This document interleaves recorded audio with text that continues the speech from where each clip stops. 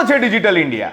તમે અને હું, આપણે છીએ ડિજિટલ ઇન્ડિયા. અને એટલા જ માટે 10 રૂપિયાથી લઈને 1 લાખ રૂપિયા સુધીના ટ્રાન્ઝેક્શન માટે આપણે બધા જ યુપીઆઈ નો ઉપયોગ કરતા હોઈએ છીએ. પણ જ્યારે 1 લાખ કરતા વધારેનું ટ્રાન્ઝેક્શન કરવાનો વારો આવે છે ત્યારે કાં તો આપણે આરટીજીએસ કરવું પડે છે, કાં તો પછી એનઈએફટી નો સહારો લેવો પડે છે. પણ હવે આ નહીં કરવું પડે, કારણ કે યુપીઆઈ ને લઈને એક બહુ જ મોટા ચેન્જની અપડેટ આવી છે. અને એ જ અપડેટ માટે ચલો એક વાત કહું.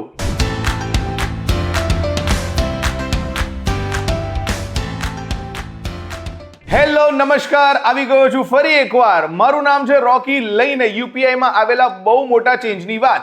15 સપ્ટેમ્બર 2025 થી યુપીઆઈ યુઝર્સ માટે એનપીસીઆઈ એટલે કે national payment corporation of India દ્વારા એક બહુ જ મોટી અપડેટ આવી છે, જ્યાં યુપીઆઈ યુઝર તરીકે હાઈ વેલ્યુ ટ્રાન્ઝેક્શન માટે 24 કલાકમાં તમે અને હું 10 લાખ સુધીના પેમેન્ટ્સ કરી શકીશું. અને જેના માટે આપણે પેમેન્ટ્સના કોઈ ટુકડા કરવાની બી જરૂર નથી કે ચેકથી પેમેન્ટ કરવાની બી જરૂર નથી. સો P2P person to person transaction માટે યુપીઆઈ દ્વારા જે લિમિટ નક્કી કરવામાં આવી હતી પર ડે ની એ હતી 1 લાખ રૂપિયા. પણ P2M એટલે કે પર્સન ટુ મર્ચન્ટ માટે પણ પર ડે ની 1 લાખ લિમિટ હોવાને કારણે ઘણી બધી લિમિટેશન્સનો સામનો કરવો પડતો હતો. અને યુપીઆઈ નો ઉપયોગ કરતા હોવા છતાં પણ આપણે બીજા અલગ અલગ રસ્તાઓથી પેમેન્ટ્સ કરવા પડતા હતા.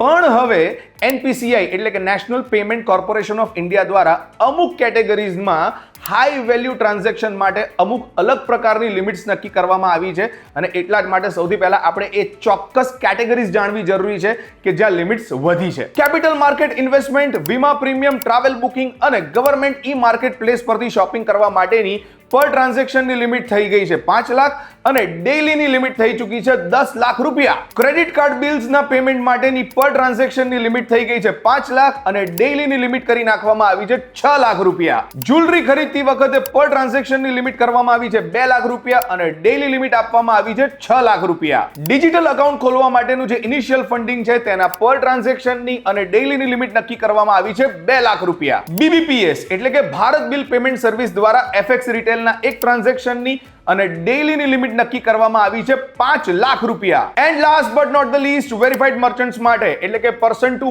મર્ચન્ટ પેમેન્ટ્સ માટે યુપીઆઈ દ્વારા ડેઈલી લિમિટ નક્કી કરવામાં આવી છે 10 લાખ રૂપિયા. સો અત્યાર સુધી પર્સન ટુ મર્ચન્ટની જે અલગ અલગ કેટેગરીઝમાં પણ માત્ર 1 લાખ સુધીના જ પેમેન્ટ થઈ શકતા હતા, એ વધારીને 10 લાખ સુધી અલગ અલગ કેટેગરીમાં અલગ અલગ નિયમો સાથે કરવામાં આવ્યા છે. પણ આનાથી સામાન્ય માણસને અથવા તો ધંધો કરનારા માણસને કયા કયા ફાયદા થશે એ જાણવાનો time. Benefit number 1, convenience on big purchase. જો ભાઈ તમે ઇન્ટરનેશનલ ફ્લાઇટ કરી રહ્યા છો, સો ફ્લાઇટ ટિકિટ બુક કરવા માટે હોય કે પછી હોટલ બુકિંગ માટે હોય, તમે યુપીઆઈ દ્વારા એક સાથે 5 લાખ રૂપિયા સુધીના પેમેન્ટ્સ કરી શકો છો. દેટ મીન્સ કે ના તો તમારે કેશ કેરી કરવાની જરૂર છે કે ના પછી એનઈએફટી ના પેમેન્ટ ક્લિયરન્સની રાહ જોવાની જરૂર છે. Benefit number 2, time saving. એક એક્ઝામ્પલથી સમજીએ. જો તમે ક્યાંય પણ 8 લાખ રૂપિયાનું ઇન્વેસ્ટમેન્ટ કરવા માંગો છો, તો અત્યાર સુધી જૂના નિયમ પ્રમાણે યુપીઆઈ થી માત્ર તમે 1 લાખ રૂપિયા સુધીનું જ પેમેન્ટ કરી શકતા હતા. એટલા માટે તમારે બાકીનું પેમેન્ટ કાં તો એનઈએફટી થી કરવું પડે કાં તો પછી આરટીજીએસ કરવું પડે. અને જેના માટે કાં તો તમારે બેંક જવું પડે. અને જો તમે નેટ બેન્કિંગનો પણ ઉપયોગ કરી રહ્યા છો તો પર પેમેન્ટ તમારી બેંકે કેટલી લિમિટ સેટ કરીને આપી છે એ પ્રમાણે તમારે બધી ડિટેલ્સ ભરતા એક એક પેમેન્ટની પાછળ 10 થી 15 મિનિટનો સમય આપવો પડતો હતો.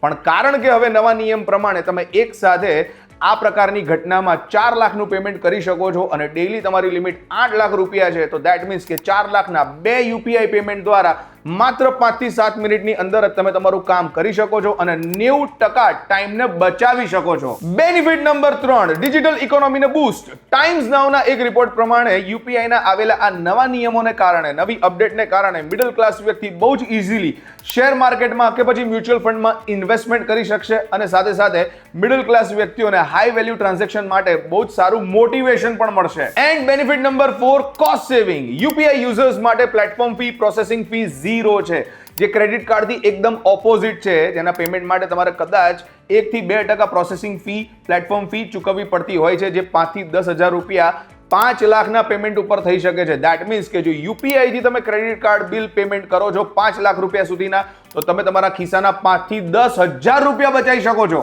Moral of the story, education fees, medical bills અને લગ્ન માટે જ્યારે જ્વેલરી ખરીદવા જઈશું ત્યારે યુપીઆઈ ના આવેલા આ નવા નિયમોને કારણે ઘણા બધા ફાયદા દેખાશે. પણ આ ફાયદા માત્ર ને માત્ર P2M એટલે કે પર્સન ટુ મર્ચન્ટ ટ્રાન્ઝેક્શનમાં જ યુપીઆઈ દ્વારા નક્કી કરવામાં આવેલી અલગ અલગ કેટેગરીની અલગ અલગ લિમિટ્સમાં જ દેખવા મળશે, જ્યાં ડેલી લિમિટ 10 લાખ સુધીની કરવામાં આવી છે. આનો ફાયદો P2P એટલે કે પર્સન ટુ પર્સન ટ્રાન્ઝેક્શન માટે નહીં મળે, કારણ કે એની લિમિટ હજી પણ 1 લાખ રૂપિયા સુધીની જ રાખવામાં આવી છે. સો ગ્રામીણ વિસ્તારોમાં જે લિમિટ નક્કી કરવામાં આવી છે અને શહેરી વિસ્તારોમાં જે લિમિટ નક્કી કરવામાં આવી છે એ જ ફાયદા તમને અને મને મળશે અને એ જ પ્રકારે તમે અને હું પેમેન્ટ કરી શકીશું. હાય, મારું નામ છે રોકી. આજનો વિડીયો તમને કેવો લાગ્યો please do let us no in the comment section. And સાથે સાથે તમારી પાસે કોઈ નવા આઈડિયાઝ હોય તો પણ અમને કમેન્ટ સેક્શનમાં જણાવવાનું મિસ ના કરતા. વીટીવી ડિજિટલની યુટ્યુબ ચેનલને ફોલો, સબસ્ક્રાઇબ કરજો એન્ડ બેલ આઇકન ખાસ દબાવજો. અને નેક્સ્ટ વિડીયોમાં આવી જ અમેઝિંગ તમારા ફાયદાની વાત લઈને ફરી મળીશું.